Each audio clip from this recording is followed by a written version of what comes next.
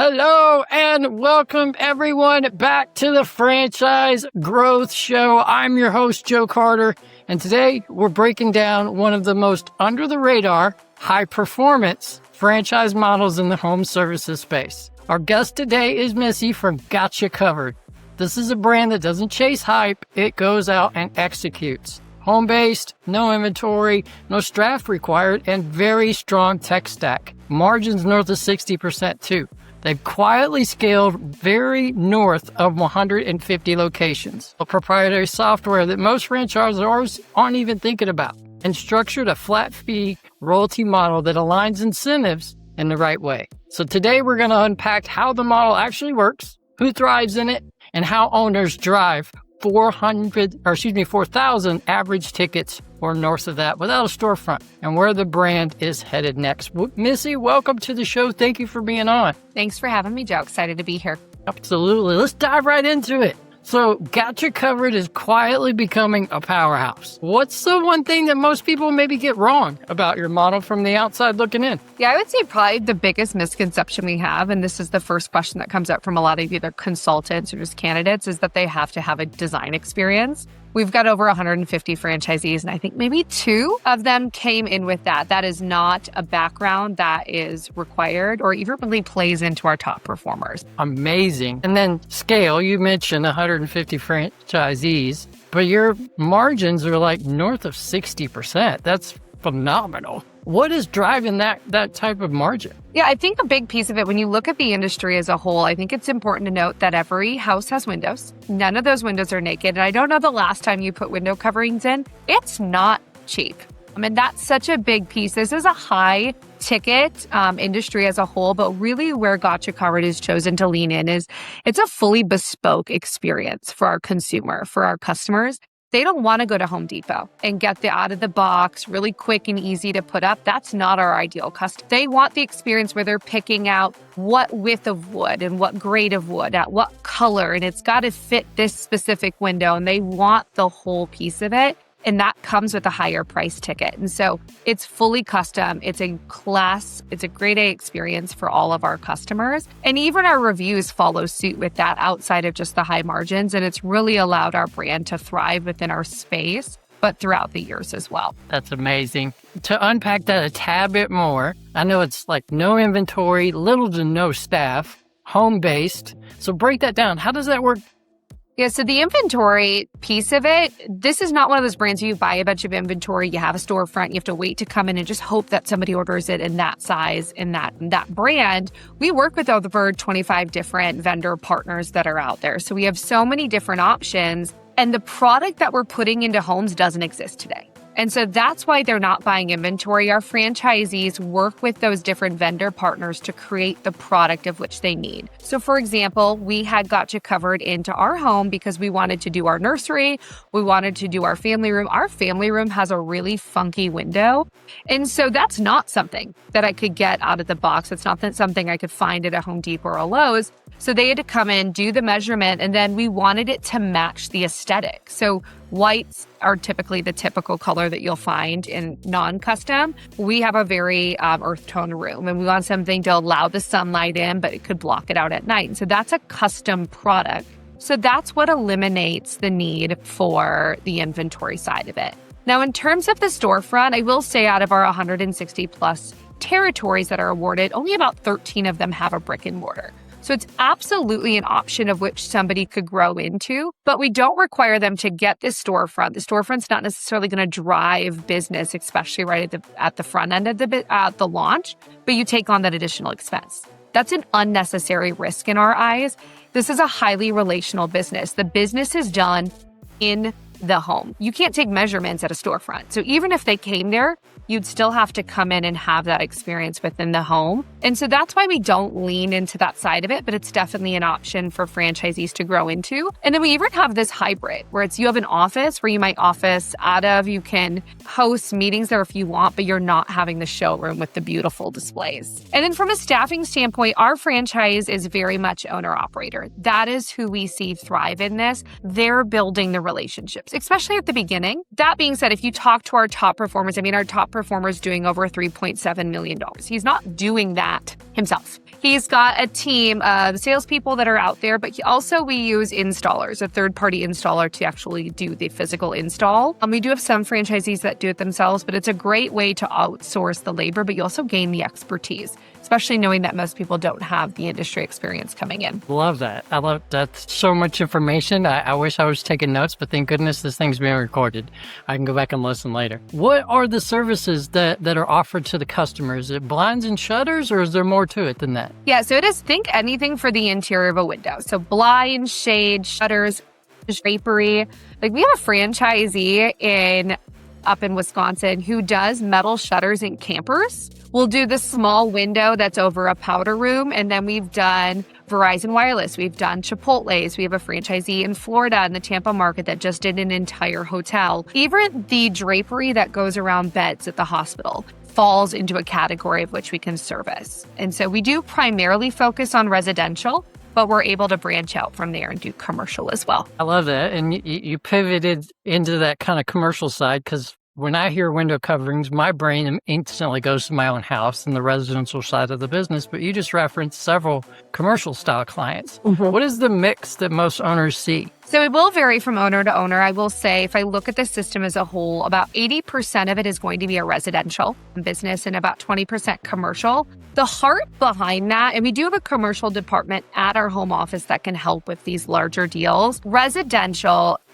we should mention, we only work in new products. So we're not doing fixing. We're not trying to tweak old product, which is what helps with our ticket as well. But your margins are higher on residential, but the ticket might be smaller. Where on commercial, it might be a higher ticket, but you're typically going to take a hit on the margins just because you're trying to win the bid. And so a lot of our franchisees prefer to play in the residential space, but we do have some heavy hitters who really lean into the commercial business, and they're doing great because they understand it and they've got the relationships there. Love that. I love that. And obviously, when you put the two together, residential, commercial, your average sale is just north of $4,000. How many windows is that? Or like, give some insight into like what actually gets to that kind of a dollar amount on an average per ticket basis. Yeah. Fortunately for us, and unfortunately for the customer, it doesn't take much to get to that. There's several different things that'll play in. So when you're looking at just pricing out, let's say blinds, we have a top tier pricing, mid tier, and we also have some more entry level. And that's the benefit of having over 25 different vendors, is you can service a variety. So for example, we did all of our windows upstairs in just 4 bedrooms. That was 4 windows, and that was north of $5,000. That was 4 windows. But the product we used was very strong. You could also do an entire living room for that. You could do 1 window. It just depends on the vendor. I think the other thing that plays into ticket price and also margin is we don't just work in hard goods. And think that very literally, a blind and a shutter, that is going to be a hard good. Where drapery, curtains, even matching throw pillows or bench covers, that can play into what we do. That's a soft good. Soft goods drive up your average ticket because they're always custom length, and that side of it, they take more work. Fabric is more expensive. They're not mass produced. And so that is great for margins, and it's great for average ticket. And then we play in the technology space as well. So think, hey Siri, turn down the blinds. Hey Siri, open the shades in the bath. All of that, those products we work with, and that's a big part of our business too. They also drive up average ticket, and they drive up our average margin. I love that. And the future is now. Yeah, Siri, open my windows or something is like, yeah. I couldn't even imagine that like 5 to 8 years ago, but today it's a reality. And who knows what else is to come from a tech perspective. Yeah, obviously absolutely. without a store. Oh, sorry, go ahead. Go ahead. I was going to say, without like a storefront or showroom, how do owners market and sell? Or is it grassroots marketing? Like, how do they get those first initial clients? Yeah, that's a great question. So our home office does help them from, we'll call it the grassroots side of it. So believe it or not, this business still works really well with mailers. And they're addressed to their name with their address. And so there's a beautiful mailer that we'll do when we're going into a new market. We will also start to form a lot of relationships. And this is where the franchisee really comes on. They're the boots on the ground. So building relationships with realtors, mortgage companies, interior designers, flooring companies, window companies, GCs, those are all great referral sources. And so think, we bought a really old home. And so when we had a GC in doing some of our work, we asked, who do you recommend for this? You want to be the first name on the tip of the tongue. And so networking within that community, but we teach franchisees how to do that. throughout our Launch in 6 onboard program. And so a lot of times those relationships are built by the time that they launch their business. And so that's a major part. They also, referrals close at a higher rate than anything else. Home shows are a great one as well. Being able to book somebody right on the spot for those consults to be able to get out there, that's another great one. And then of course you have to work within the SEO, the PPC side of things, paid social media, being top and center. So we have a vendor partner that we work with for that, but our home office creates all of the assets. Our franchisees also utilize Canva to roll those out. And so we teach all of that during our Launch in 6 program. And then we do continuous marketing webinars as well. So it's a partnership between the home office and the franchisee, but for franchisees, it's really building relationships. Love it. Drive virtually every business, and obviously this one is no different there, but you got some key players. So at least you can directionally take your time and put it where you're going to get the maximum effort and maximum result. Speaking of result, almost a 50% close rate is what I saw. Almost unheard of in the sales world. So what kind of sales process gets a near 50% closure rate? Yeah, in home services, candidly, Joe, it's about a 30% close rate is what is standard in the industry. But here's the thing. Typically, when somebody's called you, it's because they want or need it. And so it's not an emergency or anything like that. It's not the speed of which somebody can get. There's no window emergencies that are out there. So there's a couple pieces that play in. One is just the natural, like this is a purchase that somebody is typically excited about. They're ready to put together the nursery. They bought a new home. And so they're excited about it to begin with. And then on top of that, when somebody books a meeting, our franchisees are actually, they're calling them and they're saying, hey, Joe, I'm so excited to come out and visit with you. I want to make sure that I bring what you're looking for. Tell me a little bit about the project. Talk to me a little bit about your budget. What do you have envisioned? So that's for 2 reasons. One, it is to help them be more prepared, but we're also qualifying the customer. If you said, hey, Missy, I'm so excited as well. I've got about $500 and I want you to do our living room. That's great. I'm going to encourage you to go to Home Depot. You are not going to be happy with what we bring to the table. The next thing that we do in our sales process is part of our tech suite. We have something called Gotcha Inspired. And it's a little bit like Pinterest. So I will go in there and I can actually click on the room. It shows me all these different styles and these curations, and I heart it. Now that franchisee now has access to my favorites. So now they know the project, the budget, and my style. They're coming in far more prepared. And so our typical sales meeting or consult is very different than a lot of what is out there in the industry too, where they're trying to do 15 to 30 minutes initial because they're only showing them 3 options because they're trying to be efficient. We want to be effective. So our typical meetings are normally about 90 minutes to about 2 hours. We're getting to know the customer. They walk into our nursery and it's, oh, are you having a boy or girl? Talk to me a little bit about the vision. Do you guys have names picked? They're building that relationship.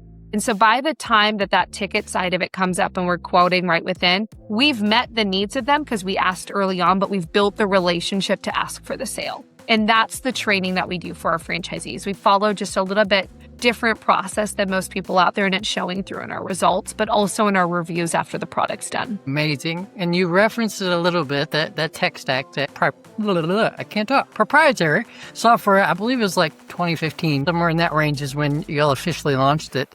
Walk us through that. Help our listeners understand how that gives you an edge. Yeah, I think there's a couple different pieces that play into the tech suite. And so we call it the Gotcha platform. So we've got Gotcha Inspire, which we talked about is the Pinterest side of it.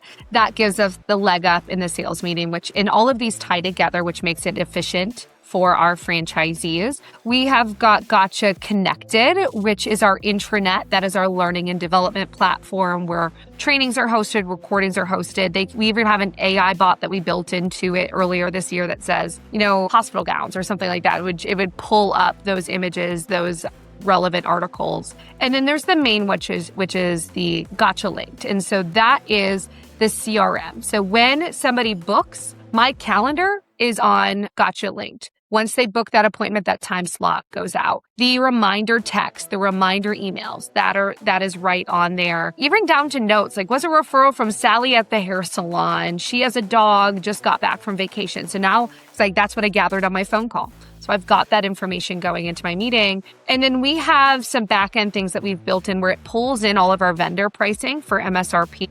Allows our franchisees to put in the measurements, pull that information directly in. They put their margin on top. So our franchisees can actually control what type of sales margin they want to put in, what margin, if any, or what they want to charge for installation or for shipping. And it prints out this beautiful ticket. invoice essentially that the customer is able to see versus some handwritten ones. I remember those from our first time we did blinds. Then we can collect payment right with on there. It tracks the order status. There's a checklist that goes through all of that. And then even down to the follow-up of the thank you cards and such that go with that. And that plays into our marketing side of it too, or their drip campaigns. And so we built it around the user experience for our franchisees, but also the benefit of it being proprietary is we can keep adding on to it. Or if we all of a sudden decide, hey, we don't like this, we can blow it up and we can restart as well because we've got the internal control versus an outsourced product. That's amazing. That's a tech stack that truly does differentiate you. No wonder your average sale price and your margins are what they are. That is no shocker to me based on everything that you just said. Your royalty structure is slightly different. In fact, compoundly different from most other franchise brands that I've had an opportunity to review. So talk to the listeners about what that structure looks like and how it's driven basically off of incentives. Yeah, that's such a great point. I've been in the industry for about 13 years. And so when I started at the brand, it was a game changer. It's such a competitive difference. But really the heart behind it is not penalizing franchisees for doing well. And so how the structure is set up, and this is both on royalty and our ad fund, is set up very similar. So our royalty starts at $350 a month. It's going to ramp up over 4 years and cap out at $2,000. And it doesn't go up from there. And so, for example, if our top performer is doing $3.7 million in revenue and he's paying a $2,000 royalty, that's less than a percentage, which is, once again, unheard of in the industry. Our ad fund starts at $150 and it caps out at $1,000. So for our franchisees, the benefit is that their royalty percentage actually decreases as their business increases, but it's also incredibly predictable. And so as they're planning ahead, maybe we don't have a ton of seasonality in our business, but maybe somebody decides they want to go to Europe. They know if I'm going to be out for 2 weeks, all I have to do is do this to get this, or I can plan ahead because I had a banner month the month before and just have that bookmarked. So it creates a lot of stability for them outside of it. For us, we want to attract the best business owners. And for us, the royalty win is the longevity of that franchisee. And so this allows us to attract top business owners, create a lot of incentive for them to keep building, knowing that it doesn't directly affect us at the home office side of it. But we have so many other channels to keep us accountable throughout that too, because we want them to stay because that longevity is there versus when new business owners come in. So it's been a win-win on both sides. It's been something our franchisees have really enjoyed. Franchisors, take note, you're behind the game if you don't have a similar structure to this. So you mentioned owners, and obviously there's people that will work inside of certain brands and some people who just aren't the right fit. So I know you mentioned owner-operator earlier, but what is the type of person? What are the qualities that a person should have that ultimately thrives in the model? And then the opposite's also true. Who doesn't work inside the model? Yeah, I will say there are some generics that I would put across franchise. Like we want the go-getter, and we want somebody who follows the system and they're driven. And those things are absolutely true. I would say top performers are also very plugged into the system. So we want them to be entrepreneurs versus entrepreneurs. They want the help. So we'll put that as the blanket. Now, I will say it is an owner-operator model. When we have seen people start this part-time, they do struggle. And so that is not something that we encourage because we want to see their long-term. This is also somebody who is very comfortable, I would say, going into a home. They don't have to be salesy. And I think that is probably another misconception is this is the car salesman or the insurance salesman. They've called you. You've built a relationship. And so building relationships should be something that you're not only comfortable with, but you're excited about. You are comfortable going into the home and having those one-on-one conversations. Technology component to this, obviously. And so I don't think that you need to be a tech wizard. I know I by no means are. But being able to quote within the home is a big reason we have the close rate that we do. So I think having a good understanding of that, having a good understanding of P&Ls, we do teach on that, but a baseline is great. But they want to be the community builder. I remember meeting the franchisee I actually do work with, and I met her for coffee at a BNI event. And she was so energized because she just got out of that event. And so she was excited about it. And then from a gender standpoint too, it's surprising to me that about 70% of our franchisees are actually male. And that's because they love the technology side of it. And so we have a lot of husband and wives that are in there too. I would say if somebody has a candidate where they need a quicker income replacement, this is a great opportunity for them as well. Although we do require owner-operator, our model validates the quick return. So I think that can play in. And I would say that they're looking to have a little bit more control over their schedule. This business is what you put into it. On the flip side, there's no window emergencies. You don't have 1,600 employees that you have to manage. So you do get a lot of control over how you run your calendar. Most of the time, you won't see franchisees out there on the weekends. And that creates a lot of stability in the home as well. And you referenced one owner at the B&I event. Would love to hear some more like success stories of other owners that are living out that flexibility and autonomy model you just referenced. Yeah, there's a couple that come to mind. So we've got John and Becky who are over in Ohio. Becky was a vet tech and her husband was in sales. And so the plan was, okay, I'm going to get in there. I'm going to do this for myself. And ideally in like 2 years, you can leave your job and come on over. And 6 months in, she said, no, you're quitting now. I need help. And they are consistently in the top 10 today. We've got a franchisee down in Dallas, military vet. So veterans thrive in our system because they're very process oriented. They've got great grit and just dedication. But he actually launched his business and the director that worked with him reached out to him a couple of years later and said, hey, was it worth it? Would he do it again? Which I think is always such a great question to ask in validation. And he said, I would do it again and I would pay double. Absolutely. It's just thrived. And he's grown his business past a single territory now. And then one of our newer franchisees, Sabrina, she's in California. She used to own a plastic surgery center. She also wrote a book. And she just throughout the whole process was such a joy to work with. And she is now she opened up earlier this year and she's going to be a contender for Rookie of the Year. All she did was lean into her community, execute on the systems and ask questions along the way. And she's somebody who's very plugged into our validation because of that too. She believes in the model and the system. Love that. There's so much good stuff that you just shared of everything that your brand has done up until this point. What's on the horizon? What's got you covered look like in 2026 and beyond?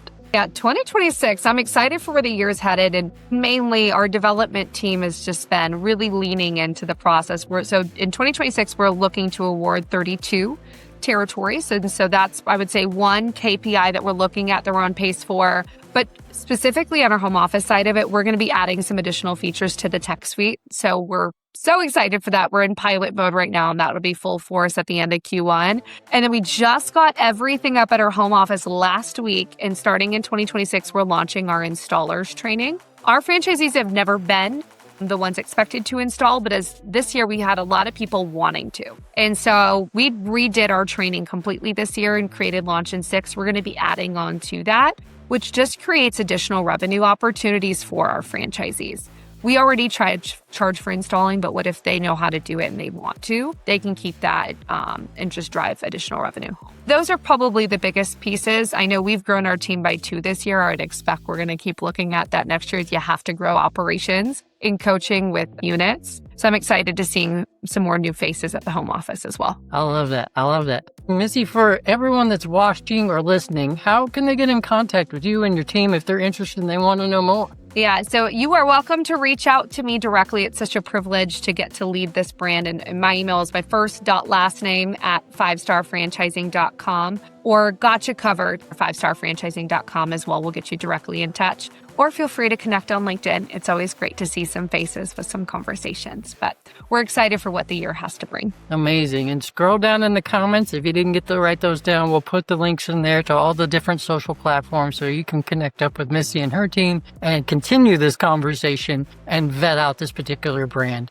Missy, this has been fantastic. Thank you so much for taking time out of what I know is a very busy schedule, especially getting close to the holidays here, to be on with me for our audience. I sincerely appreciate you. No, it's my pleasure, Joe. Thanks so much for having me. And to everyone out there, founders listening who are building home service or home-based concepts, there's a clear lesson here. Simplicity scales when it's supported by systems tech and aligned incentives. If you're an operator, investor, or founder evaluating franchise models, this is the type of business that deserves a closer look. So reach out to Missy and her team, or feel free to reach out to me. I'll be happy to walk it through you. For everyone that is listening, if this episode was helpful, make sure that you subscribe to the Franchise Growth Show and share this with someone who's exploring ownership. Let them reach out and evaluate the models the right way. Again, thank you, Missy, so much for being on. And for everyone who is listening or watching, we sincerely appreciate you, and we will see you on the next episode. Thanks, everybody.